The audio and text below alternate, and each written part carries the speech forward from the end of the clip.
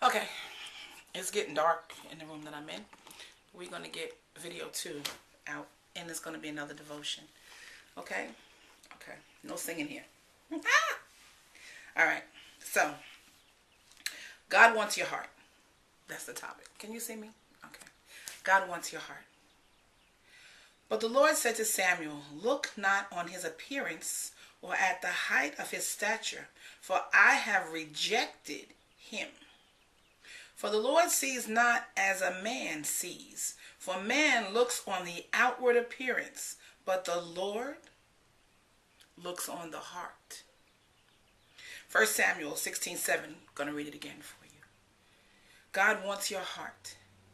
But the Lord said to Samuel, "Look not on his appearance or his height of his stature, for I have rejected him."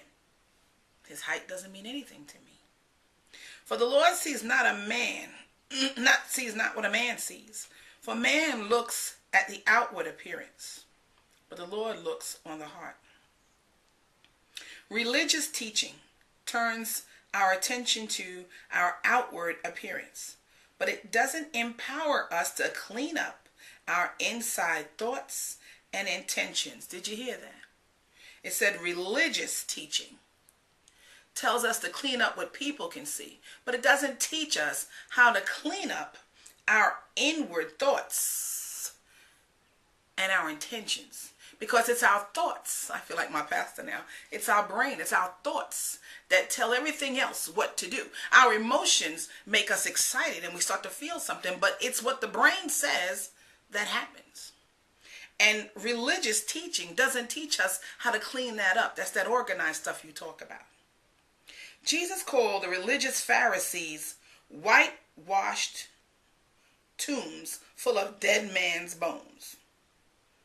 That's not nice.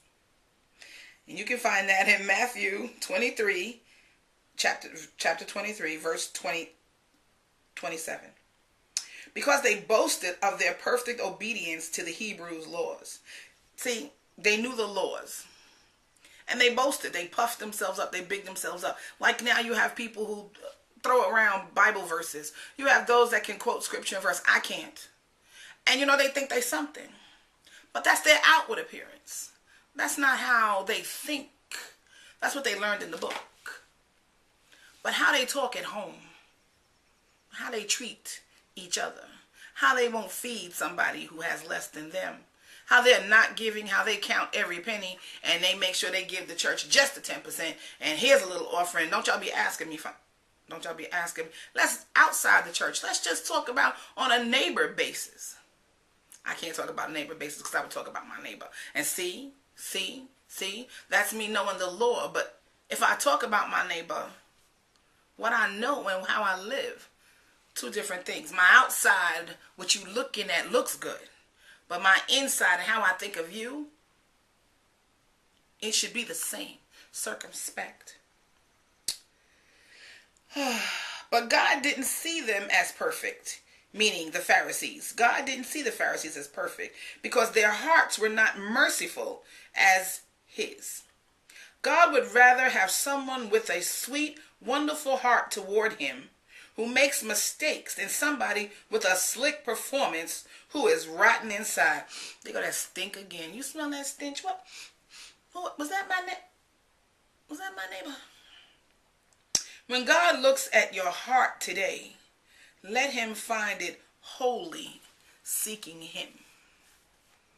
A lot of us say, well, I may be living this way or that way, or it may not be, exactly how God wants, but he knows my heart.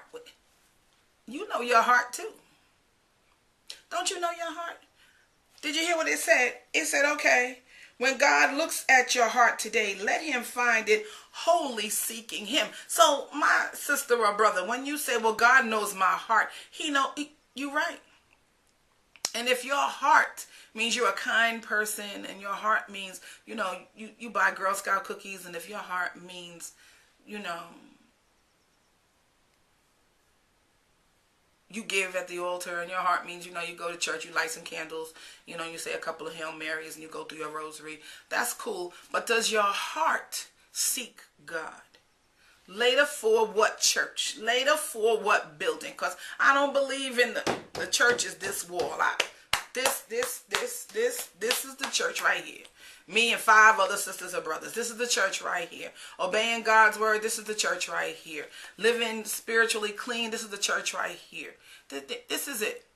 This is it. This is it. I know a brother. I mean, I don't know him, but he doesn't have to know your name. I don't believe that's how he works. I believe that he works in the spirit. I really do.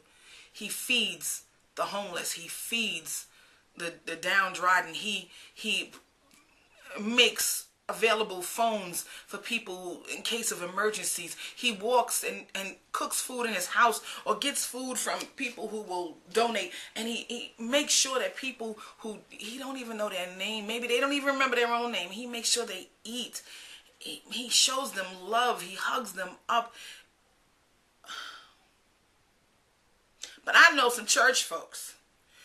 They right in the church. No, they can't be in the church I go to. I know some church folks that not even won't they take them into their house. They don't even want them in the church. Oh God, I'm not gonna be able to go to church Sunday. You know, God wants your heart. That's what it says. That's what it says. For the Lord sees not as man sees. For man looks on the outward appearance, but the Lord looks on the heart. What does your heart look like? What does your heart look like? The bottom line is, when God looks at your heart today, let him find it wholly seeking him. Seeking him. I believe this brother believes in God. Yes. And he believes that only God can judge him. And only God will rule over his life. And only God will make the last decision. And I love him. And I love his spirit, because what he does knowing that it's God who saved him, who made a way for him, who opened a door for him. And this brother continues to open doors for many a people, many a family, many a home. Yeah. I'm talking about you, Kenji, but I know you know. I know you know. If more people were like that, if more churches were like that, if more people would not look on the outside appearance or care about other people's sexual orientation and care more about helping the people, feeding the people, holding and loving the people, and then letting God do his work. Let the Holy Spirit do their job afterwards. Just open the door. My phone is insistent upon working. I don't know if I'm insistent upon answering. So, we'll see what happens. Okay, they're going. Yeah. God wants your heart. References again. 1 Samuel 16:7. And Jesus called the religious Pharisees whitewashed tombs full of dead man bones. That's Matthew 23:27. You guys enjoy the rest of your evening. Deuces.